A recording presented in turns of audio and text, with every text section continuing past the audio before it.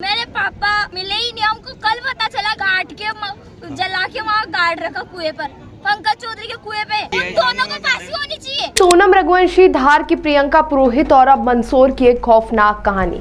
तीनों मामलों में एक ही पैटर्न साफ नजर आता है, नाजायज रिश्ते, भरोसे का कत्ल और अपने ही पति को रास्ते से हटाने की साजिश। जहां प्यार ने रिश्तों को मजबूत करने के बजाय उन्हें खत्म कर दिया और जीवन साथी ही बन गया मौत का कारण। आखिर धार के बाद मंदसौर की एक शादीशुदा महिला ने प्रेमी के साथ मिलकर अपने पति को ही मार दिया। मध्य प्रदेश के मंदसौर जिले के भानपुरा थाना क्षेत्र से एक बेहद सनसनीखेज और दिल दहला देने वाला हत्याकांड सामने आया, जिसने पूरे इलाके को झंझोड़ कर रख दिया है।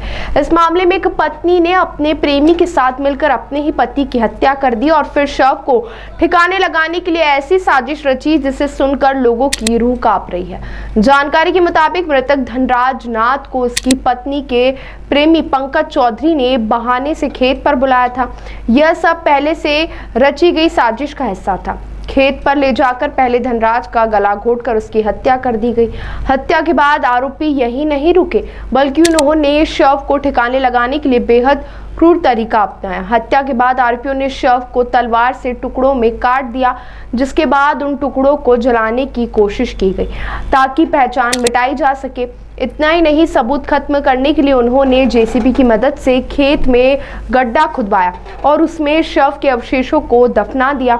इस पूरी वारदात को बेहद सुनियोजित तरीके से अंजाम दिया गया ताकि किसी को शक न हो। मामला तब खुला जब किसान धनराज योगी घर नहीं लौटे और परिवार को अनहोनी की आशंका हुई। परिजनों और बच्चों की सूचना पर ग्रामीणों ने पुलिस को खबर दी, जिसके बाद जांच तेज हुई। मोबाइल लोकेशन और शक के आधार पर पुलिस ने गांव के ही पंकज चौधरी को हिरासत में लिया।